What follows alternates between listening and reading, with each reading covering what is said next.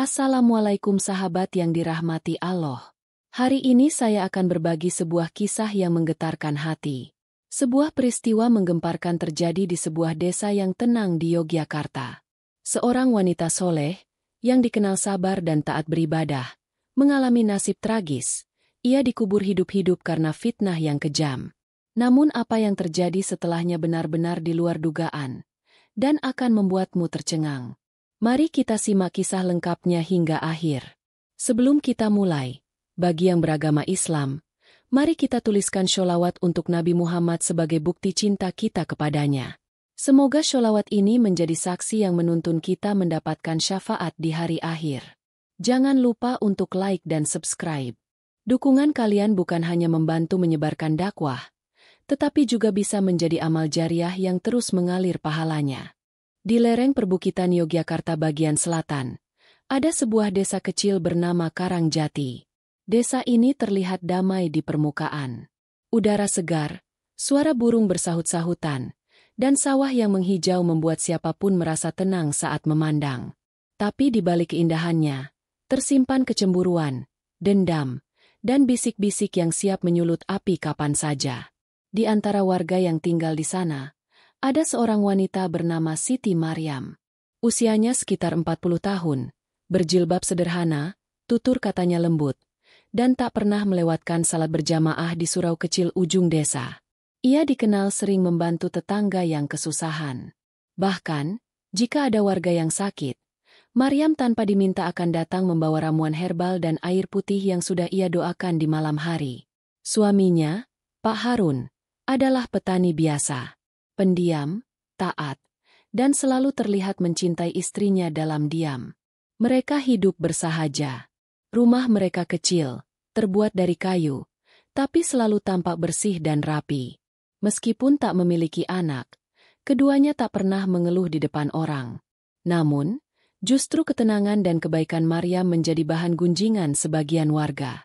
Terutama dari satu nama, Bu Leli. Wanita kaya yang suaminya adalah ketua RT di Karangjati. Ia tak suka melihat warga lain dipuji. Dan ia lebih tak suka lagi jika suaminya membandingkan dirinya dengan Maryam. Bu Siti tuh sok suci. Sok pinter ngaji. Tapi siapa yang tahu kalau malam-malam dia keluar rumah jalan ke kebun pisang. Ucap Leli suatu malam di acara arisan ibu-ibu. Sontak, kepala-kepala mulai menoleh. Bisikan mulai tumbuh. Tidak ada yang tahu apakah ucapannya benar. Tapi kebencian dan rasa ingin percaya kadang berjalan beriringan. Beberapa hari setelah arisan itu, seorang warga bernama Pak Tarno tiba-tiba jatuh sakit setelah bertengkar dengan Maryam karena masalah sepele. Saat itu, Maryam menegur anak Pak Tarno yang memetik bunga di halaman rumahnya. Sejak kejadian itu, bisikan tentang ilmu hitam mulai terdengar dari satu warung ke warung lainnya. Jangan-jangan Maryam itu bisa nyantet, kata seseorang di warung kopi. Bisa jadi. Wong ibunya Dharma juga pernah sakit mendadak setelah ngomongin dia. Desa mulai panas. Tatapan-tatapan aneh mulai tertuju pada Maryam. Anak-anak dilarang bermain di dekat rumahnya. Ibu-ibu menjauh saat melihatnya datang ke pasar. Bahkan suara azan dari suaminya saat iqamah salat subuh di surau mulai tak didengarkan. Tapi Maryam tetap diam. Ia masih menyalakan lampu depan rumahnya setiap malam. Masih menyapu halaman tiap pagi. Dan masih mendoakan desa dalam sujud panjangnya. Tak ada air mata. Tak ada keluhan. Namun api fitnah sudah membesar. Dan ia hanya butuh satu percikan lagi untuk membakar semuanya. Pagi itu mendung menggantung di langit Karangjati. Angin berhembus pelan, seolah membawa firasat buruk. Warga berkumpul di rumah pasangan muda, Riko dan Sari. Bayi mereka yang baru berusia 2 bulan, ditemukan tak bernyawa di pagi hari. Sari menangis meraung-raung, sementara Riko menggenggam tubuh kecil itu dengan mata merah menyala. Tak butuh waktu lama sebelum nama Maryam kembali disebut. Semalam bayi ini sehat. Nggak demam, nggak batuk. Tapi pagi-pagi kok bisa meninggal gitu aja? Bisik Bu Leli dengan nada seolah prihatin, padahal senyuman licik tersembunyi di balik kerudungnya. Apa mungkin? Karena waktu itu Maryam pernah bilang jangan gendong bayi terlalu malam. Katanya nanti kena angin, timpal tetangga lainnya. Dia pasti tahu sesuatu, ucap yang lain. Atau justru dia yang fitnah sudah menjadi santapan empuk. Warga yang sebelumnya diam, kini mulai bicara lantang. Suara sumbang itu bergema di tiap lorong dan jalan kecil desa.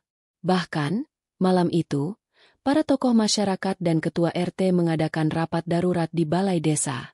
Warga resah. Banyak kejadian aneh. Kalau ini dibiarkan, bisa-bisa desa kita dilanda bencana, kata Pak RT, suami dari Leli. Lalu bagaimana? Kita laporkan ke polisi, tanya seorang pemuda. Tidak, kita harus selesaikan ini secara adat. Kalau memang dia membawa petaka, harus ada pembersihan. Keputusan itu diambil tanpa bukti, tanpa pembelaan. Maryam bahkan tidak diberi kesempatan untuk bicara. Ia hanya tahu bahwa malam itu, rumahnya digedor, suaminya ditahan, dan dirinya ditarik keluar rumah dengan tuduhan yang tidak ia mengerti. Warga menuntut jawaban. Kau bawa sial ke desa ini, teriak salah satu warga. Berapa lagi yang harus mati, baru kau pergi dari sini? Maryam hanya menatap mereka. Matanya tidak menangis, tapi terlihat lelah. Pak Harun berteriak, memohon agar mereka berhenti. Tapi ia didorong, mulutnya dibekap, dan tubuhnya diikat agar tak menghalangi. Warga membawa Maryam ke sebuah hutan kecil di balik bukit. Tempat itu dikenal angker. Beberapa warga percaya dulu pernah ada orang yang menghilang di sana. Tapi malam itu, mereka tak peduli. Lubang dangkal sudah digali. Ukurannya cukup untuk tubuh seorang wanita. Tali pengikat di tangan Maryam dilepas, hanya untuk membuatnya jatuh sendiri ke dalam lubang. Tak ada kata pamit, tak ada doa pengantar. Dengan satu isyarat dari ketua RT, sekop-sekop mulai bergerak. Tanah dilempar ke atas tubuh Maryam. Ia masih hidup. Ia masih bernapas. Tapi tak ada yang menghentikan mereka. Tangannya berusaha meraih udara. Tapi warga menginjakan kaki mereka di pinggiran lubang, membuatnya tak bisa keluar. Suaranya menghilang tertutup tanah. Dan dalam hitungan menit, semuanya sunyi. Hanya suara cacing tanah dan desir angin yang tersisa. Desa Karangjati kembali sunyi. Seolah tak pernah terjadi apa-apa. Pagi-pagi, para ibu kembali menyapu halaman. Petani kembali ke sawah. Dan anak-anak berlari kecil menuju madrasah. Tapi diam-diam, angin membawa bisik-bisik yang tak tenang. Bu Leli duduk di beranda rumahnya. Wajahnya tampak puas. Ia merasa telah menyelamatkan desa dari bencana. Namun malam ketiga, tepat saat jam menunjukkan pukul 2:15, sesuatu terjadi. Pak RT yang baru saja memadamkan lampu rumahnya tiba-tiba mendengar suara langkah kaki di luar. Bukan langkah biasa. Langkah itu pelan, berat, dan teratur. Ia menengok ke jendela. Tak ada siapa-siapa. Tapi suara itu makin dekat. Makin jelas. Lalu terdengar ketukan. Kali. 2 kali. 3 kali. Di pintu rumahnya. Siapa malam-malam begini? Gumamnya. Ia buka pintu perlahan. Tapi yang ia lihat bukan orang. Di tanah, ada gulungan kain putih kecil, seperti selendang yang pernah dikenakan Maryam. Bau tanah basah menyengat, dan suara angin malam tiba-tiba seperti berbisik menyebut namanya.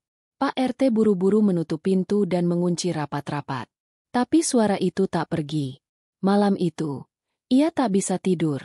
Tubuhnya menggigil, dan keesokan paginya ia demam tinggi. Bu Leli panik, tapi ia menyembunyikan kecemasan di depan warga. Bukan hanya Pak RT.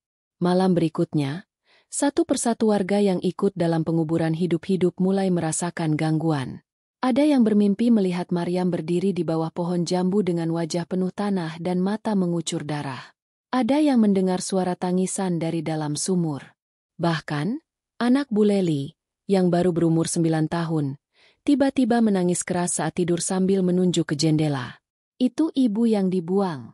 Ibu itu berdiri di luar. Diam. Jangan ngomong yang aneh-aneh, bentak Bu Leli. Tapi suaranya bergetar. Ketakutan mulai mengendap di hati warga. Namun, Semuanya masih menolak mengakui dosa. Mereka hanya diam dan berharap waktu akan menghapus semuanya. Hingga pada malam ketiga, suara azan subuh menggema dari surau tua, padahal Pak Harun belum kembali dari tahanan desa. Suara itu jernih, endeng, dan penuh tekanan batin. Warga mulai keluar rumah. Mereka mendengar suara itu berasal dari arah bukit tempat Maryam dikubur. Dengan langkah perlahan, mereka mendekat. Dan di bawah pohon besar, dekat gundukan tanah yang kini terbuka separuh, terlihat seorang wanita duduk bersila, mengenakan gamis putih kotor berlumpur. Wajahnya tertutup rambut panjang, tapi tubuhnya masih bergerak. Suaranya terus melantunkan azan. Warga gemetar. Beberapa menangis. Beberapa berlutut.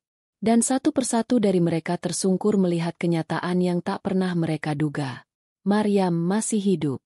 Satu persatu, warga desa Karangjati mulai berdatangan ke bukit. Mereka berkumpul mengelilingi Maryam yang masih bersimpuh di tanah basah. Tubuhnya gemetar namun bibirnya terus melafalkan doa. Suara azan perlahan mereda, digantikan dengan isak tangis dari orang-orang yang berdosa. Namun Maryam tidak menatap mereka. Matanya menunduk, tangannya gemetar, nafasnya berat. Tubuhnya penuh luka cakaran dan bekas tanah menggumpal di sela-sela rambut dan bajunya. Tapi ia masih hidup. Ia masih bernyawa.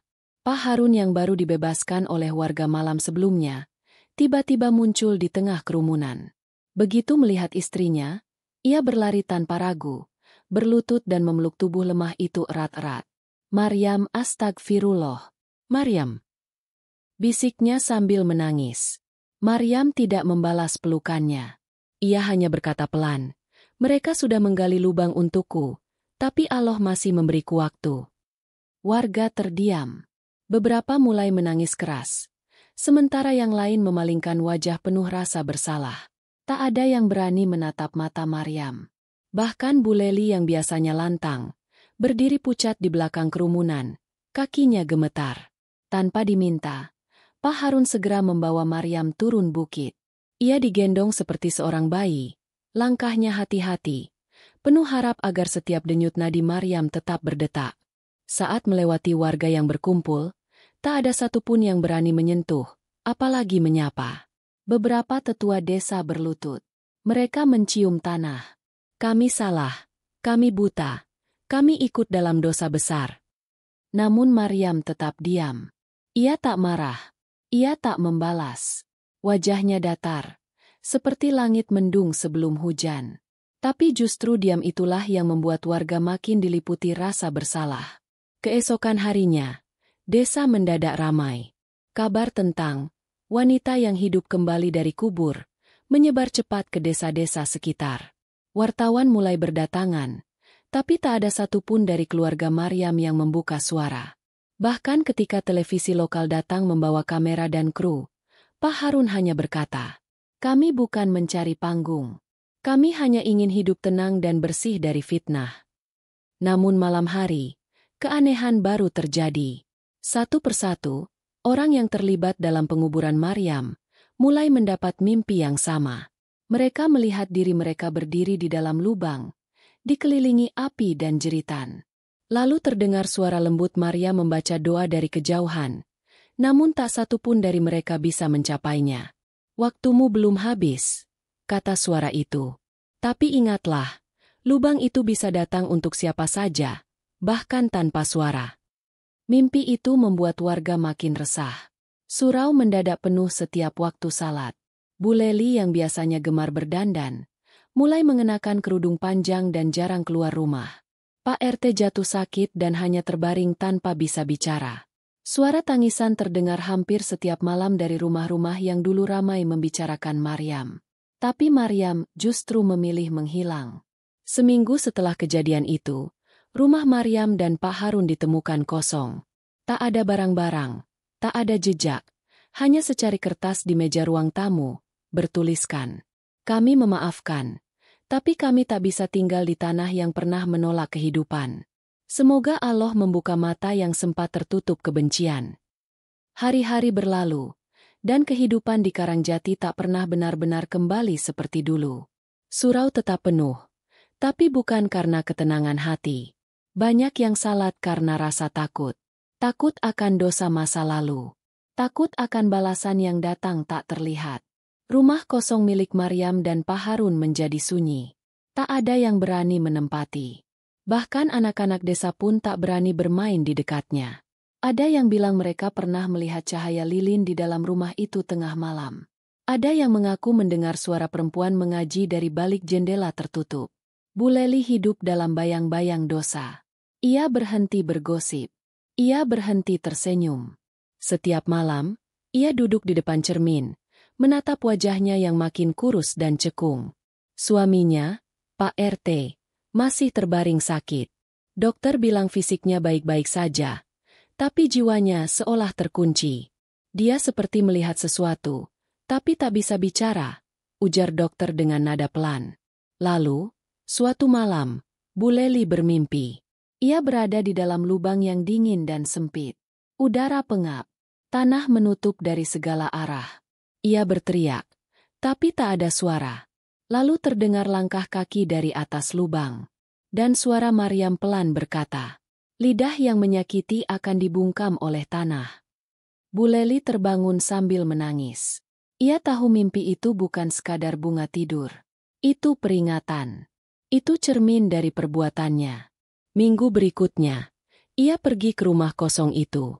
Membawa bunga, membawa air doa. Ia duduk di teras, menghadap ke arah bukit di kejauhan. "Maryam, maafkan aku sudah terlalu tenggelam dalam dengki." Hujan turun perlahan, membasahi daun-daun dan genteng rumah tua itu. Tapi tidak ada jawaban. Tidak ada kehangatan. Hanya angin yang membawa aroma tanah basah dan kenangan pahit. Warga lainnya pun mulai berani datang. Mereka membersihkan halaman rumah itu. Mereka memperbaiki pagar. Tapi tidak untuk ditinggali. Mereka menjadikannya semacam tempat ziarah sunyi. Setiap malam Jumat, beberapa warga datang, menyalakan lilin kecil, dan membaca surat Yasin. Meski Maryam dan Pak Harun telah pergi entah kemana, jejak mereka tertinggal di hati orang-orang yang dulu melukai. Mereka tak butuh balas dendam.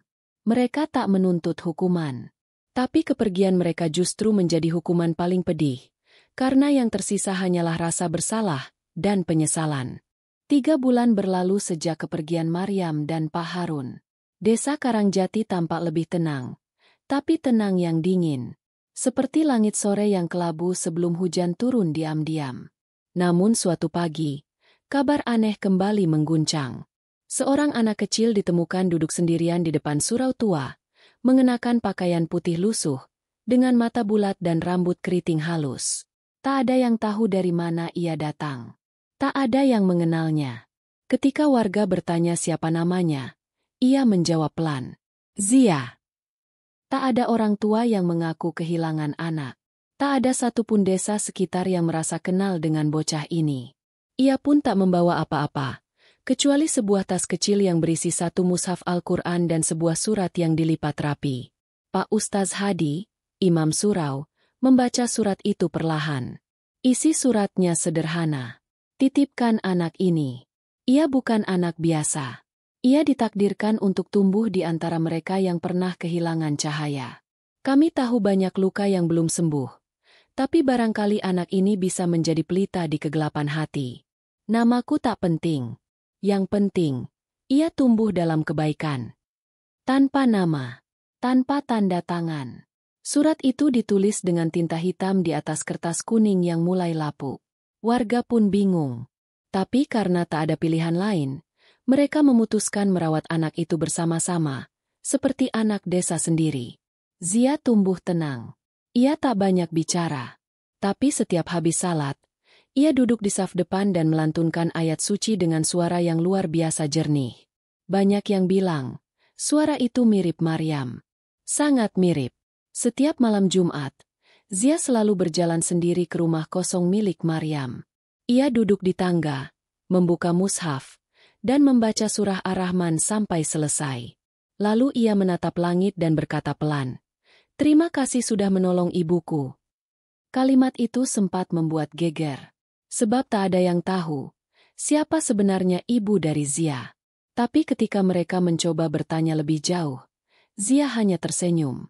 Aku diutus, bukan dilahirkan. Kalimat yang terdengar terlalu dewasa untuk anak seumur itu. Tapi ia mengatakannya dengan tenang, seolah memang ia tahu arti dari semua misteri yang menyelubungi desa Karangjati. Pak Harun dan Maryam tak pernah kembali. Tapi anak ini, seolah membawa sebagian dari mereka dalam dirinya. Tahun berganti.